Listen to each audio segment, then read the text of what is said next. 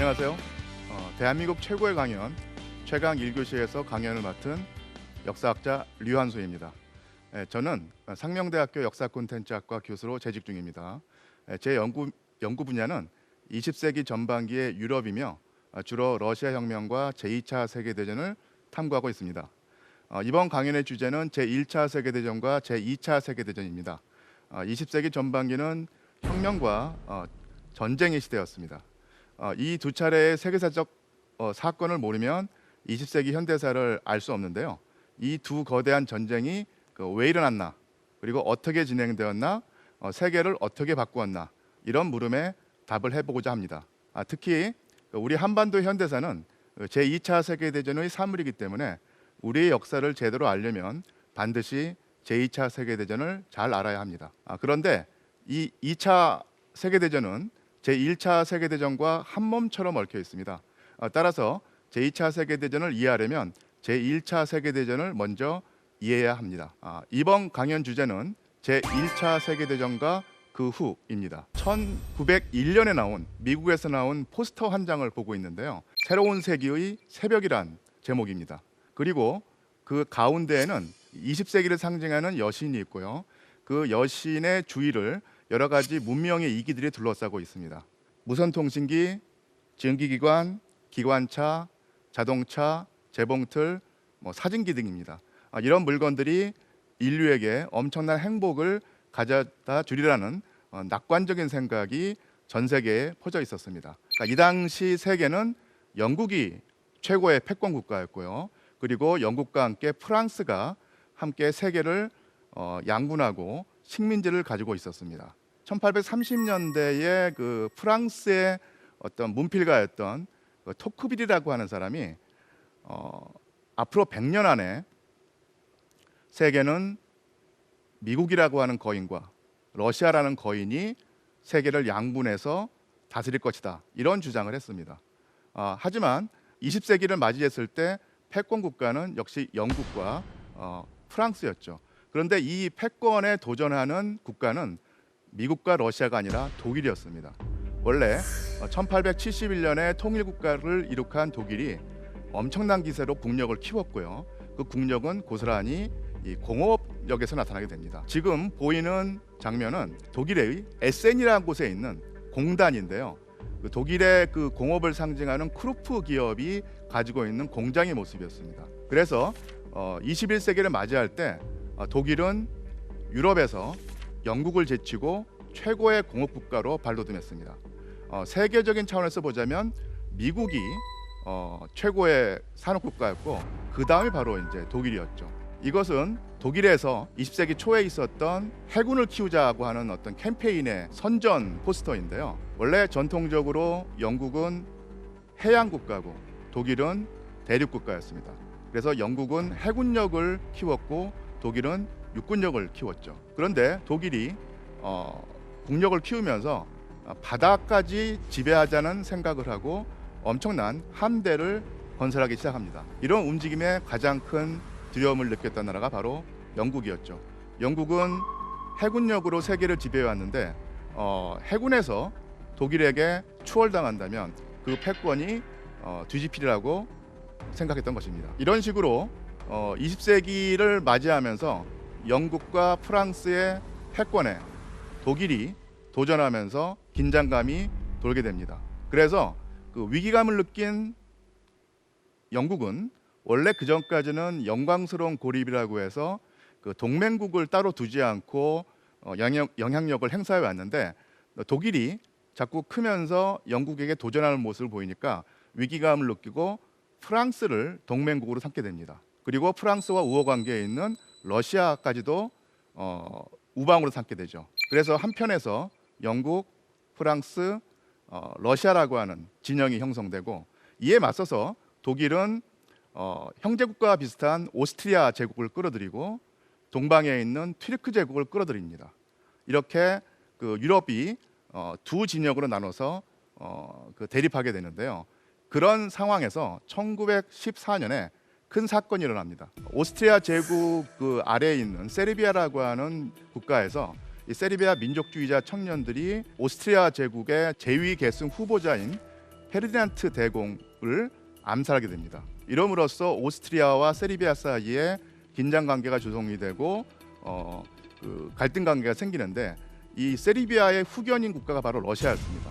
그래서 오스트리아와 러시아 사이에 긴장 관계가 조성이 되고, 근데 이 긴장 관계가 결국은 유럽의 모든 국가, 즉 독일, 오스트리아, 러시아, 영국, 프랑스, 투르크까지 뛰어들게 되는 대전쟁으로 비화됩니다. 그것이 바로 제1차 세계대전이죠. 그런데 우리가 보통 전쟁이 일어나면, 그것도 엄청나게 큰 전쟁이 일어나면은 사람들이 공포에 질렸을 거라고 생각을 하는데, 실제로 1914년에 제1차 세계대전이 터졌을 때 모든 교정국에는 환호와 환영의 분위기가 있었습니다. 지금 이 사진은 영국 런던 트라팔가 광장의 광경입니다.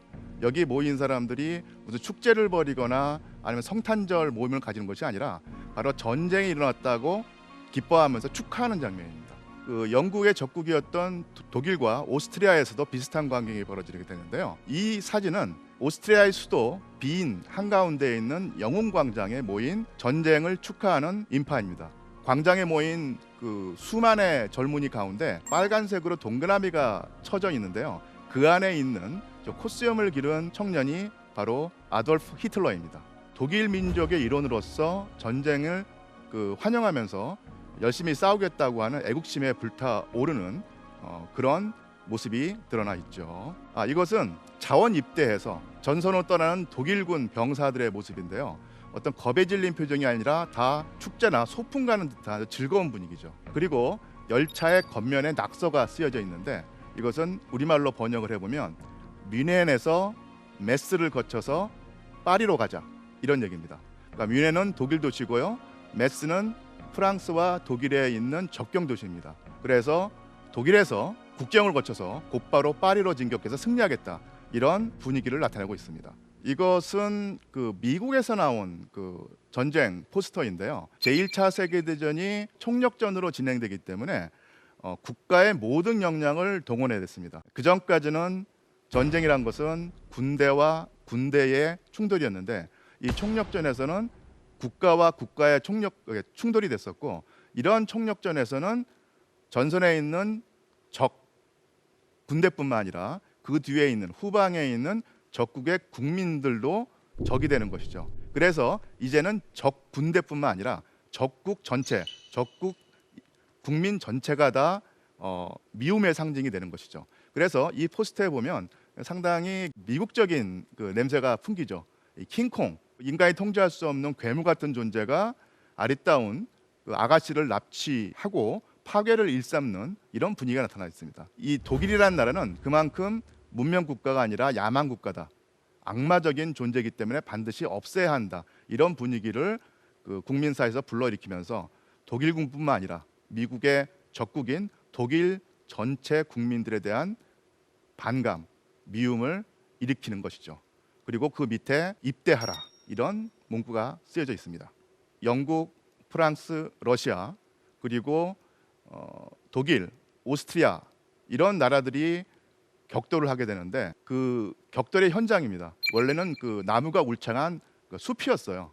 그런데 비약적으로 발전한 테크놀로지, 즉 대포의 성능이 엄청나게 발달하고, 그 대포가 천문학적인 규모로 동원되면서 엄청난 폭격이 가해졌기 때문에 저 숲이 저렇게 황량한 곳으로 바뀌었다는 얘기죠. 나무 줄기만 남았습니다. 이런 전쟁터를 돌아다니면서 싸워야 했던 것이 바로 유럽의 젊은이들이었습니다. 유럽의 병사들은 약 4년간 제1차 세계대전의 대전투에 투입돼 극심한 인명피해를 입었는데요. 1916년 2월 베르댕 전투에 참전한 독일군의 경우 약 4개월간 총 200만여 명 중 약 100만 명의 사상자가 발생했으며,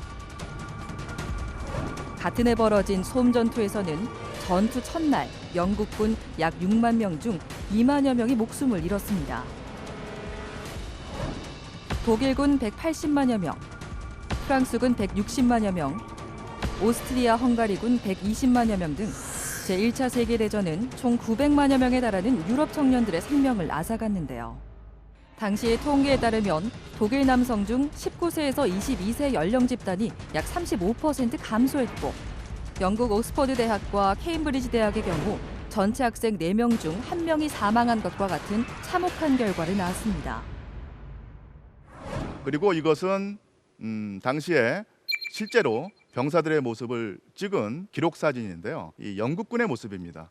참호에서 웅크리고 대기하고 있다가 돌격 명령이 내려지면 저렇게 뛰쳐나가서 돌격을 하게 됩니다. 영어에서 go over the top이라고 하는 표현이 있는데요. 바로 저런 광경입니다. 그런데 용감하게 나서지만 그 뒤에 나오는 광경은 끔찍할 수밖에 없습니다. 적군의 진지로 가려면 수백 미터의 그 공간을 가로질러 가야 되는데 그 공간을 가로질러 가면서 적군의 포탄, 그리고 적군의 기관총 사격, 그리고 적군 진지에 다가가면은 철조망 시설에 길이 막히면서 볕단이 낫질에 쓰러지듯이 엄청난 병사들이 선혈을 흘리면서 목숨을 잃는 광경이 계속 연출이 됩니다.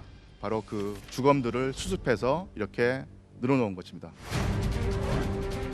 당시 19세기식 전쟁관을 가진 군 지휘관들은 무기 체계의 변화로 방어는 쉬워지고 공격은 어려워진 20세기 초의 전쟁 양상을 이해하지 못한 채 무조건 용감하게 돌격하면 승리한다는 고정관념에 사로잡혀 있었는데요. 이로 인해 최전선에서 싸우는 병사들의 인명피해는 극심해졌습니다. 주로 무인지대에서 벌어지는 대포와 기관총 사격, 독가스 살포 등의 공격으로 천문학적 규모의 희생자가 발생했는데요. 영화에 자주 나오는 백병전, 즉 총을 쏘지 않고 적진에 뛰어들어 싸우는 전투는 전체 전투의 약 0.1%에 불과할 정도로 희귀한 전술이었습니다. 이 그 병사들은 그 프랑스군 병사의 모습인데요. 참호 생활을 하면서 얼마나 고통스럽게 지내고 있는가를 보여줍니다. 사실 이 병사들은 처음에 1914년 8월에 제1차 세계대전이 시작되었을 때는 아주 기쁜 마음으로 그리고 그 전쟁을 즐기는 심정으로 그 전투에 임했습니다. 그 이유는 이 전쟁이 몇 년 동안 진행되는 전쟁이 아니라 상당히 그 단기간에 끝나는 전쟁이라고 생각했기 때문이에요. 당시 프랑스 사람들이 아니면 그 각국의 유럽 각국의 젊은이들이 기억하고 있는 전쟁은 19세기 중반에 일어났던 프랑스 프로이센 전쟁, 그리고 오스트리아 프로이센 전쟁, 이런 그 1860년대와 1870년대 전쟁이었는데 이 전쟁들은 주로 한 4개월 내지는 뭐 6주 이런 그 짧은 기간 동안에 그 전쟁을 벌이고 그 다음에 전쟁이 곧바로 끝나버렸거든요. 그러니까 이런 그 과거의 그 전쟁을 기억하면서 내가 맞이하고 있는 전쟁도 마찬가지로 단기전으로 끝날 것이다 생각을 했던 얘기죠. 그래서 1914년 8월에 전쟁에 참여한 뒤 9월, 10월, 11월, 12월 이렇게 한 넉 달 정도 싸운 다음에 크리스마스 직전에 승리를 거두고 그 고향에 자랑스럽게 훈장을 달고 돌아가겠다. 그리고 동네 사람들과 가족에게 나의 무용담을 들려주겠다. 이런 생각을 하고 전쟁에 임했던 것입니다. 그러니까 바로 그 열차에 탄 젊은이들처럼 아주 밝은 모습, 웃고 있는 모습이 나타났던 것이죠. 그런데 전쟁은 완전히 예상을 깨고 넉 달이 아니라 그 뒤로 4해 동안, 4년 동안 진행이 됩니다. 그리고 그 4해 동안의 기간 동안 엄청난 인명을 앗아가는 대전투가 끊이지 않고 벌어졌던 것이죠. 그런 식의 대전투를 겪으면서 이 병사들은 참호에서 극도로 고통스러운 생활을 하게 됩니다. 그 고생의 표정이 이 병사들의 얼굴에 역력히 드러나 있죠. 우리나라의 그 군대에서는 이 부대를 편성할 때 고향이라든지 아니면은 뭐 이런 거 상관하지 않고 섞어서 그 부대를 편성하지 않습니까? 그런데 이 당시는 그 부대를 편성하는 그 원칙이 같은 고향 젊은이들은 같은 부대에 배치한다였습니다. 그래서 영국의 경우를 한번 예를 들자면요, 요크셔 지방의 젊은이들이 참전했을 경우에 그 요크셔 지방의 젊은이들로만 따로 부대를 만드는 것이죠. 예를 들면 요크셔 연대 아니면 뭐 버크셔 연대 이런 식으로 그 부대를 만듭니다. 그래서 쏨 전투 첫날 그 영국군이 그 독일군을 상대로 그 공격을 가했을 때 그 부대가 그 투입되면 그 부대가 거의 전멸한다는 얘기죠. 그러면 일주일 뒤에 어떤 일이 벌어지겠습니까? 그 지역에는 모든 집에 다 전사 통보서가 날아갑니다. 그러니까 우리말로 하자면 줄초상이 나는 것이죠. 그러니까 이런 식으로 그 무수한 인명 피해를 겪으면서 그 피해가 후방에까지 그 전달되면서 전쟁의 참상이 더 심해졌던 것입니다. 자, 여기서 이제 히틀러의 경우를 한번 그 들어볼 텐데요. 히틀러가 첫 번째로 그 대전투를 경험했던 것이 바로 1914년 말이었습니다. 리스트 연대라고 하는 그 부대에 소속되어서 전투에 임했는데 이 부대도 거의 그 전투에 그 투입되었던 병사의 80%가 죽거나 다칩니다. 그리고 그 히틀러가 소속되었던 중대의 경우에는 너무너무도 그 피해가 커서 200명에 달했던 병사들 가운데 살아서 전열에 다시 돌아온 병사가 그 20명 남짓했어요. 그런 식의 그 피해를 입었던 부대의 한 그 구성원이 바로 히틀러였던 것이죠. 그래서 히틀러는 자기가 특이한 운명의 소유자다 이렇게 생각을 했던 것입니다. 그래서 이런 식의 그 인명 피해가 계속되면서 병사들은 지쳐갔고요. 지친 상태에서 그 애국심이 사라지고 염전사상, 전쟁을 지긋지긋해하는 상황, 그리고 이 전쟁을 끝내준다고 하면은 어떤 그 상황이라도 그런 주장을 하는 사람을 지지하겠다. 그러니까 이런 그 심리 상태가 되었던 것입니다. 오랜 그 기간 동안에 역사학자들이 제1차 세계대전을 연구하면서 주로 관심을 두었던 것은 이 전쟁이 그 왜 일어났는가, 그리고 누구의 책임인가, 즉 어느 나라의 책임인가, 이런 주제를 가지고 연구를 많이 했습니다. 지금은 제1차 세계대전을 연구하는 역사학자들은 그런 논쟁보다는 훨씬 더 연구 범위를 넓혀서 병사들이 어떤 심리 상태로 전쟁에 임했는가, 그리고 그런 심리 상태가 전쟁의 진행에 어떤 영향을 미쳤는가, 그러니까 이런 쪽의 그 주제를 연구하고 있습니다. 심리를 한번 재구성해 보면요, 처음에 그 적군이 죽었을 때 그 적군의 처참한 모습을 보면서 엄청난 심리적 타격과 충격을 느끼게 됩니다. 하지만 시간이 흐르면서 적군의 죽음에 무덤덤해지죠. 그리고 또 아군의 죽음에도 무덤덤해집니다. 그리고 바로 자기 옆에서 싸우던 병사와 동료가 죽었을 때도 무덤덤한 그 모습을 보이게 됩니다. 그래서 사람이 그 잔인하고 죽음을 그 가볍게 여기는 그런 그 성향이 있기 때문에 그런 모습을 보인다고도 생각할 수 있겠는데, 그렇지 않습니다. 적군이든 아군이든 더더군다나 자기의 가장 친한 동료 병사가 죽었을 때 그때마다 어떤 그 슬픔을 토로하고 심리적 충격을 받는다면 버티질 못하는 거예요. 아주 그 강력한 그 정신력을 가진 젊은이들도. 왜냐하면 그런 죽음이 너무도 흔했기 때문이죠.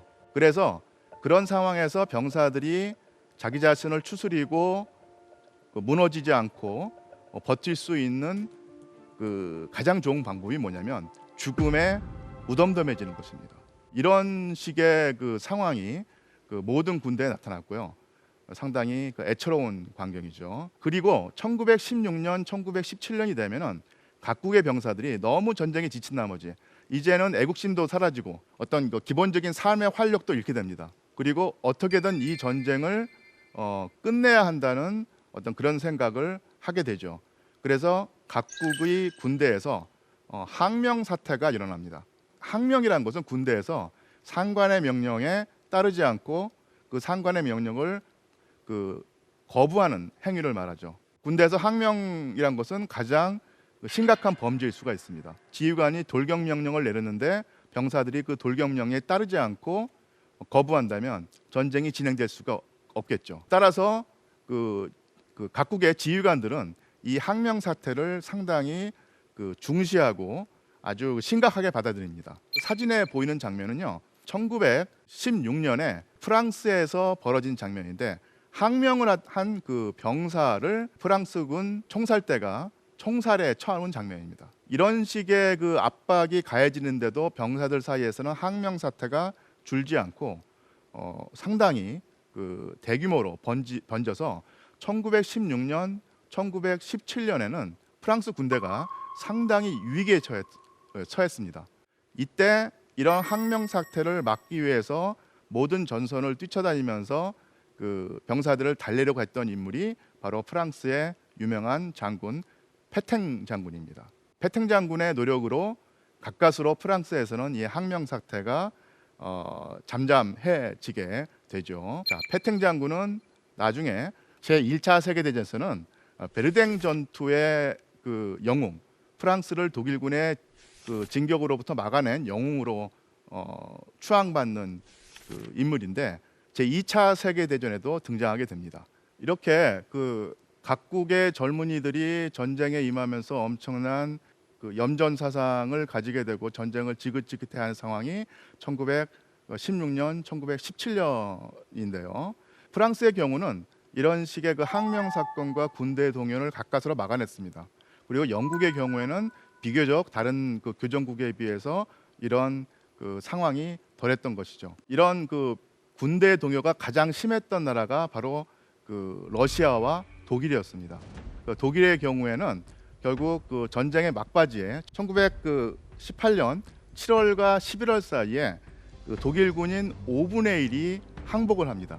더 이상 이 전쟁은 이길 수 없다, 내지는 의미가 없다고 하면서 상당히 많은 군인들이 그 항복 의사를 밝혔고, 그 다음에 장교들도 하급 장교들도 그에 동조해서 이런 식으로 그 항복을 하게 됐던 것이죠. 독일 군부와 독일 국민들은 그 상당히 그 전쟁을 낙관하면서 전쟁을 계속 수행하겠다는 의사를 밝혀왔는데, 전쟁의 그 최전선에서 전투를 담당하는 독일 군인들은 이미 그 의지를 잃고 있었던 것입니다. 이런 상황이 바로 대규모 항복 사태에서 나타났던 것이죠. 그리고 드디어 1918년 10월 29일, 30일에 독일의 해군에서 큰일이 벌어집니다. 이 독일 해군의 그 기지가 킬이라고 하는 그 항구에 있었는데요. 이 항구에 독일 함대가 정박해 있었는데 어느 순간 그 독일 해군의 판단에 따라서 이 함대를 그 바다로 데리고 나가서 그 전투를 벌이라고 하는 명령이 내려옵니다. 그런데 이 독일 해군 병사들이 이 명령을 거부하고 출항을 하지 않죠. 그래서 이 그 킬 군항을 그 독일 병사들의 위원회가 장악을 하고 장교들의 명령에 따르지 않게 됩니다. 이것이 바로 그 킬 군항 항명 사태인데, 이 사태에 가장 충격을 받은 것이 바로 독일의 지도부와 군부였습니다. 그리고 이런 상태에서는 도저히 전쟁을 더 진행할 수 없다는 판단이 내려지고, 그리고 전쟁을 끝내는 휴전 조약에 나서겠다는 의사를 가지게 된 것입니다. 이것은 독일군에서도 가장 최고의 지휘관의 모습을 보입니다. 가운데 있는 인물이 그 폰 힌덴부르크 장군입니다. 힌덴부르크 장군의 왼쪽으로 두 번째에 있는 인물이 루덴도르프 장군인데요. 이 두 인물은 러시아군의 그 대공격을 폴란드에서 막아낸 독일의 영웅이었습니다. 그리고 독일의 어떤 그 상무 정신을 상징하는 인물이었고요. 나중에 그 전쟁을 그 수행하면서 군대뿐만 아니라 그 정치 영역에도 그 개입을 해서 민간 정부를 물리치고 독일의 전쟁을 수행하는 그런 주요한 인물이 됩니다. 그리고 전쟁이 끝난 다음에 힌덴부르크는 바이마르 공화국의 대통령이 되죠. 그리고 1933년에 아돌프 히틀러를 독일의 총리로 임명하면서 나치즘이 독일에서 집권하게 되는 문을 열어준 인물이 됩니다. 루덴도르프는 전쟁이 끝난 뒤 히틀러와 손을 잡고 독일을 독재 국가로 만들게 되는 길에 협력을 한 인물이었습니다. 여러분, 이 사진은 전쟁에 임하는 독일 병사들의 모습인데요. 앞에는 힌덴부르크, 루덴도르프 같은 독일의 고위 장군들의 모습을 보여줬다면, 이것은 전쟁에 임하는 평범한 독일 병사들의 모습인데요. 맨 왼쪽에 있는 코스염을 기른 인물, 이 좀 눈에 띄지 않습니까? 이 병사가 바로 아돌프 히틀러입니다. 전쟁이 일어났을 때 오스트리아의 수도 빈의 그 광장에서 환호하던 그 병사가 바로 이 병사입니다. 그리고 상당히 열심히 애국심에 불타서 전쟁에 임했던 병사였고요. 상당히 그 용감한 병사로 인정을 받았습니다. 그런데 이 아돌프 히틀러는 이 전쟁을 어떤 그 정화와 어떤 발전의 계기로 삼겠다, 이런 식의 그 편지를 후방에 있는 가족 친지에게 보냈다고 합니다. 다른 병사들에게는 전쟁은 살육과 파괴의 어떤 그 행동이었었는데 히틀러에게는 이상하게 그 전쟁이란 것이 파괴와 불행의 씨앗이 아니라 어떤 그 정화, 깨끗해지고 발전, 인류가 발전하는 그런 과정에서 빚어지는 필연적인 그 행위로 보는 특이한 그 세계관의 소유자였다는 얘기입니다. 1차 세계대전에서 병사로 참여했던 히틀러가 나중에 제2차 세계대전에서는 독일을 이끄는 최고 그 권력자의 모습으로 전 세계의 운명을 바꾸게 됩니다.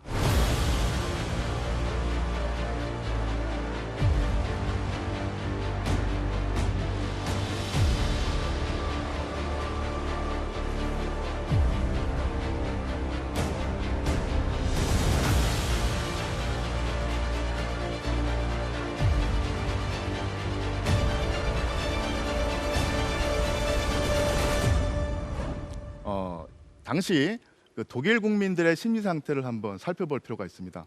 독일 국민들은 이렇게 생각했던 것입니다. 정부는 계속해서 우리가 전쟁에 이기고 있다라고 선전을 했었고 그 선전을 믿었습니다. 그리고 전쟁이 끝나는 시기, 즉 1918년 11월 달까지도 독일 영토에는 적군 군대가 들어와 있지 않았어요. 싸움터는 대개 그 프랑스 지역, 그리고 폴란드나 러시아 지역에 있었고, 어쨌든 간에 독일에서는 적군의 그 군인들이 발을 못 붙이고 있는 상태였습니다.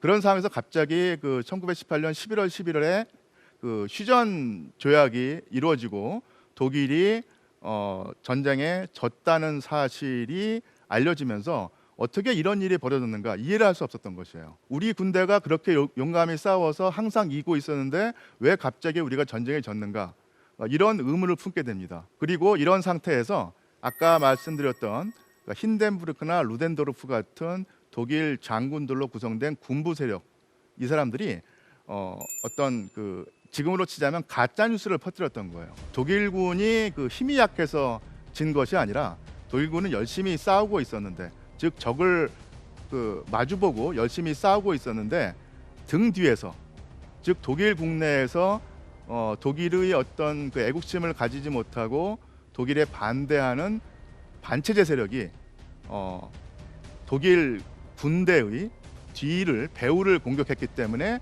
독일 군대가 패배한 것이다, 이렇게 생각을 했던 것이죠. 그래서 그런 심리 상태, 그리고 그런 사고방식을 가장 잘 보여주는 이미지가 바로 지금 화면에 있는 저 그림입니다.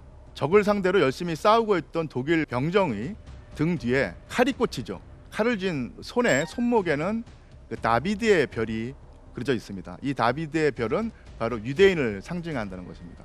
당시 유럽에서 유대인들은 항상 그 음모와 계략의 어떤 그 상징처럼 여겨져서 그 미움을 받고 있었고요.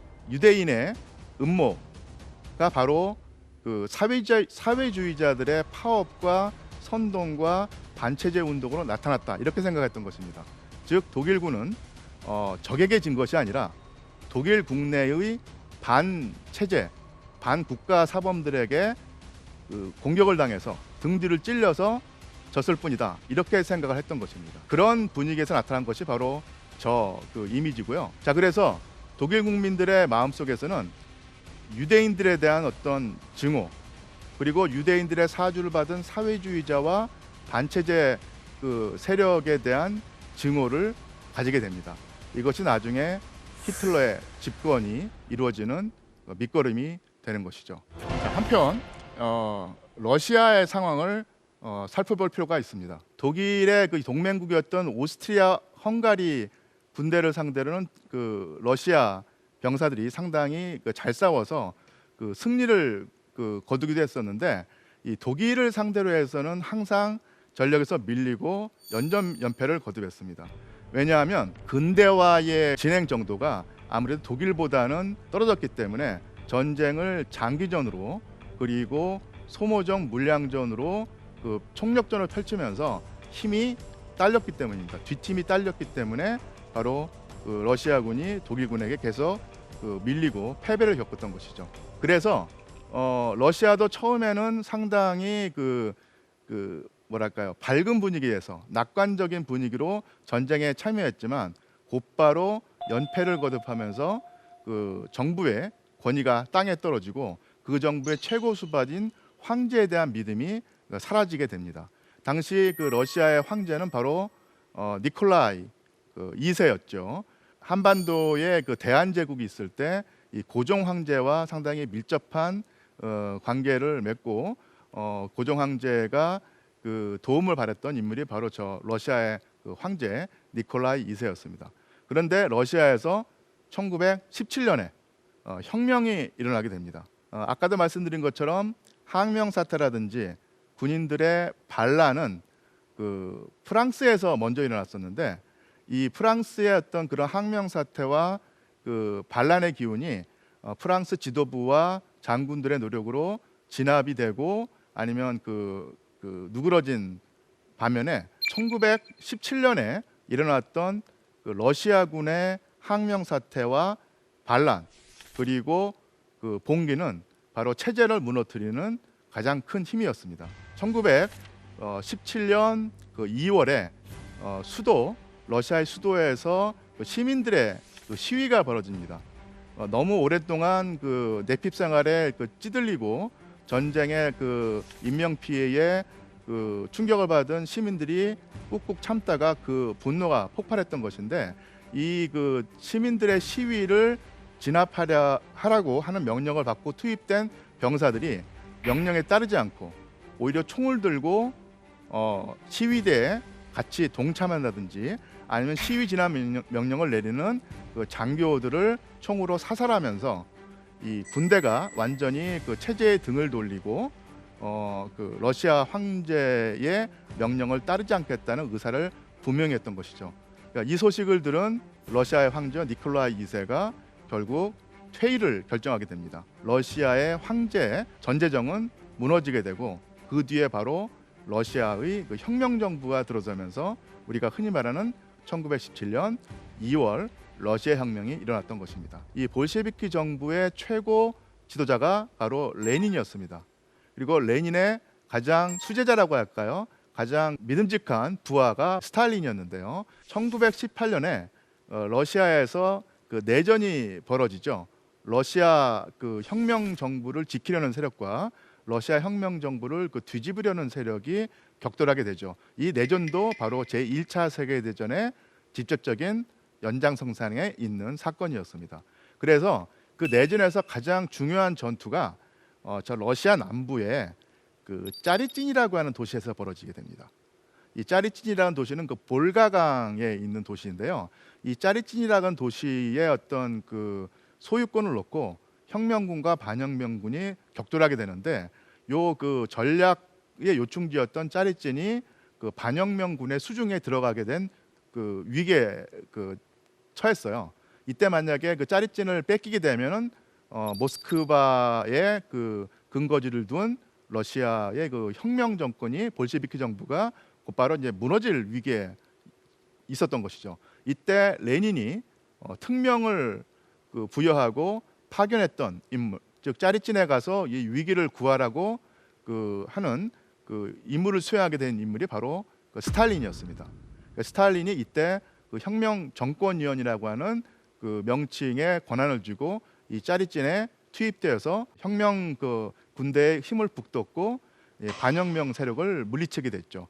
이 짜리찐을 스탈린이 방어해낸 다음에 이 공적을 발판 삼아서 가장 뛰어난 혁명 지도자의 위치에 오르게 됩니다. 그리고 1924년에 권력을 확보한 다음에 짜리찐이라는 도시의 이름을 스탈린그라드로 바꿉니다. 스탈린그라드는 바로 스탈린의 도시라는 뜻이죠. 제2차 세계대전에 관한 지식을 가지신 분들은 이 스탈린그라드라는 이름이 상당히 낯익을 것입니다. 왜냐하면 그 제2차 세계대전의 분수령을 이루게 되는 가장 중요한 전투가 벌어졌던 도시가 바로 이 스탈린그라드죠. 그래서 제1차 세계대전의 연장선상에 있는 러시아 내전에서 스탈린이 활약을 했던 짜릿진이라는 도시가 제2차 세계대전에서도 가장 중요한 어떤 그런 장소가 됩니다. 자, 여기서 이제 제1차 세계대전을 한번 결산짓겠습니다. 어떤 변화가 일어났는가? 제1차 세계대전에서 유럽의 지도가 바뀝니다. 유럽의 지도가 바뀌고 그 정치 그 지형이 바뀌게 되는데요. 영국과 프랑스의 체제는 유지가 됩니다. 그러니까 의회제 민주주의 국가였던 영국과 프랑스는 위기에 처했지만 전쟁의 중압을 이겨내고 체제를 고스란히 그 지켜냅니다. 반면에 패전을 겪었던 독일에서는 제국이 무너지고 전제정이 무너지고 바이마르 공화국이라고 하는 전혀 새로운 체제, 독일인으로서는 상당히 낯선 체제였던 그 민주주의 체제가 들어서게 되죠. 오스트리아도 제국이 해체됩니다. 원래 그 오늘날 오스트리아는 스위스 옆에 붙어 있는 조그만 국가인데 그 당시에는 그 중앙 유럽의 상당히 많은 면적을 차지하는 대제국이었어요. 그런데 이 제1차 세계대전에서 패배하면서 그 소수민족들, 그러니까 이 오스트리아 제국 밑에 있던 슬라브인이라든지 체코인이라든지 슬로바키아인들 이런 그 소수민족들이 독립을 해 나가면서 그 새로운 국가가 됐고요. 그 나머지 부분이 바로 이제 오늘날의 오스트리아였습니다. 그래서 이 중앙 유럽의 대제국이 해체되면서 그 아주 위상이 쪼그라들었고요. 비록 그 승리를 거두지 못한 국가였지만 연합국의 일원이었다가 그 결국 혁명으로 이탈했던 러시아에서는 그 1917년에 그 전쟁에서 이탈하게 되면서 설명드린 대로 러시아 혁명으로 그 체제가 바뀌게 되죠. 마찬가지로 그 황조가 무너지고 새로운 체제가 됩니다. 그리고 튀르크 제국에서도 마찬가지로 재정이 무너지고 아랍 민족주의가 발흥하면서 여러 그 국가들이 독립을 하게 되고 그 터키 본토에서는 그 공화국 체제가 들어서게 됩니다. 이래서 결산을 해보면 영국, 프랑스는 체제를 유지했지만 나머지 국가들, 이 전제정 국가들은 하나같이 다 무너져 버리고 새로운 체제로 바뀌게 되죠. 그런 과정 속에서 유럽의 지도가 바뀌게 됩니다. 그만큼 이 민주주의 체제가 전쟁을 수행하는 그 면에서 효율성을 더 발휘했고 그렇기 때문에 전쟁에서 이길 수 있었다. 이렇게 생각할 수 있고요. 한 사람에게 모든 권력을 그 집중해서 통치가 이루어지는 전제정이 장기적이고 총력전으로 치러지는 전쟁에서는 효율성을 발휘하지 못하고 결국 그 붕괴했다는 사실을 알 수 있습니다. 자, 그리고 이런 그 정치 지형 내지는 그 지리적인 지도의 변화와 더불어서 유럽인들의 그 사고 방식에도 큰 변화가 생깁니다. 그 강의의 첫 부분에 설명드렸듯이 20세기의 그 시작은 낙관주의와 긍정적인 어떤 분위기 속에서 출발을 했죠. 인간의 이성, 합리성, 그리고 과학적인 사고 방식을 발판 삼아서 그 테크놀로지, 과학 기술이 발전해서 인류에게 어떤 행복을 줄 것이다라고 생각을 했는데 그런 과학 기술이 오히려 인간의 그 재산을 파괴하고 인간의 목숨을 대량으로 수십만 명, 수백만 명, 수천 명 단위로 앗아가는 그 상황이 나타났던 것입니다. 싸움터에서 병사들의 목숨을 앗아갔던 각종 무기들, 기관총, 대포, 그리고 뭐 독가스 이런 것들이 다 과학기술의 산물이었다는 얘기죠. 전쟁이 끝나고 난 다음에 또 전쟁을 겪는 과정 속에서 유럽인들은 이 생각을 바꾸게 됩니다. 인간의 이성과 합리성이 인류에게 행복을 가져다 주지 않는구나. 이성이란 것의 힘을 우리가 믿을 수 있을 것인가? 이런 그 근본적인 의문을 가지게 되고요.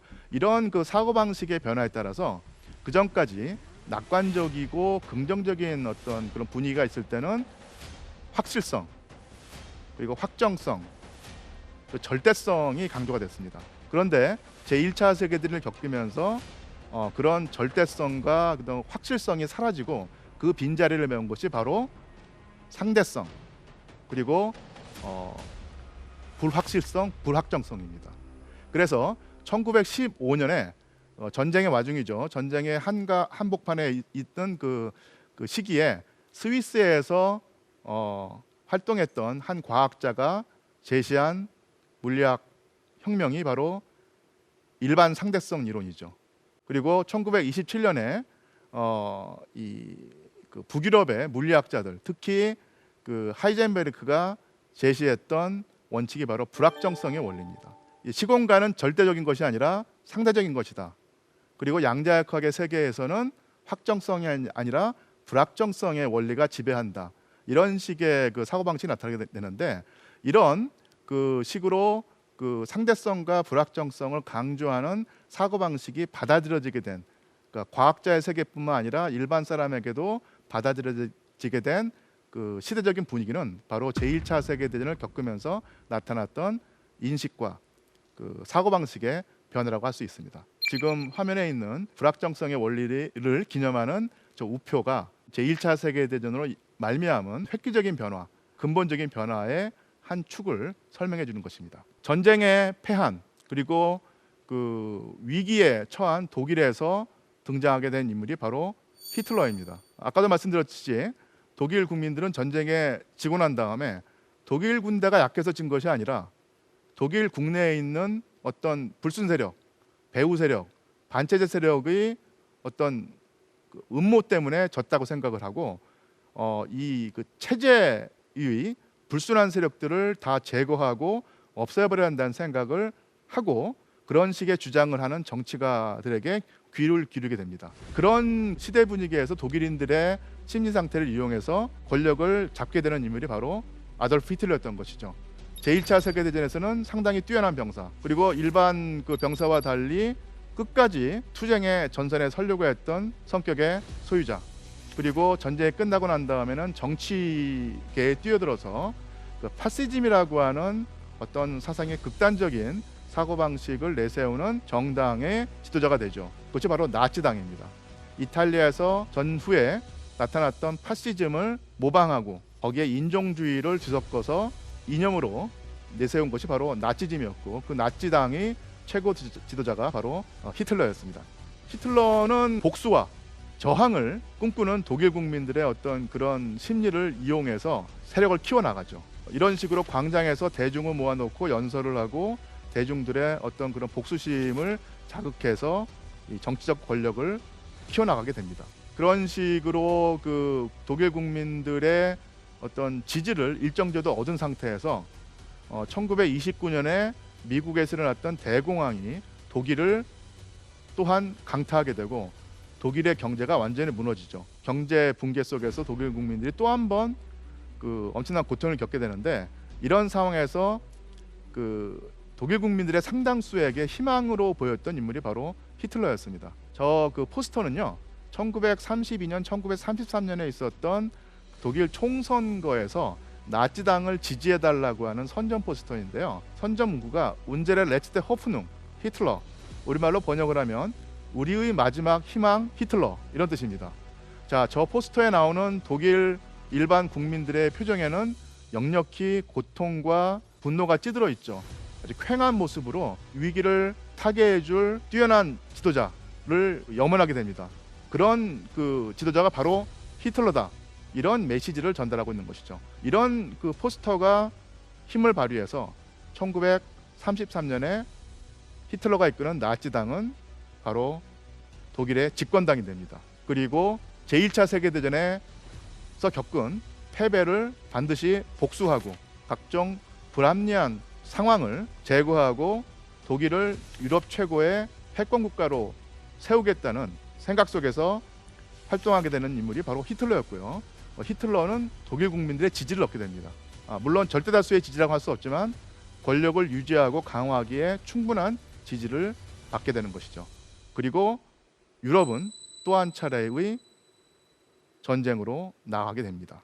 자, 이것이 바로 히틀러에 대한 독일 국민의 지지가 얼마만큼 컸는가를 보여주고 있죠. 저 사진은 분명히 그 선전용으로 찍은 사진이겠지만 독일 국민들의 열광이 반드시 그 조작만은 아니었습니다. 오랜 평화를 누리던 유럽에서 주요 국가들의 패권 다툼 끝에 일어난 제1차 세계대전은 그전에는 상상하기 힘들었던 수준의 인명피해를 낳았습니다.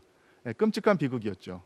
그런데 제1차 세계대전의 진정한 비극은 인류가 그런 끔찍한 피해를 겪어서도 오히려 훨씬 더 끔찍한 전쟁, 즉 제2차 세계대전을 불러왔다는 사실입니다. 자, 다음 시간에는 20세기의 분수령을 이루는 대사건이었던 제2차 세계대전을 살펴보면서 이런저런 이유로 우리나라에 잘 알려져 있지 않았던 제2차 세계대전의 이면의 모습을 한번 드러내 보이겠습니다.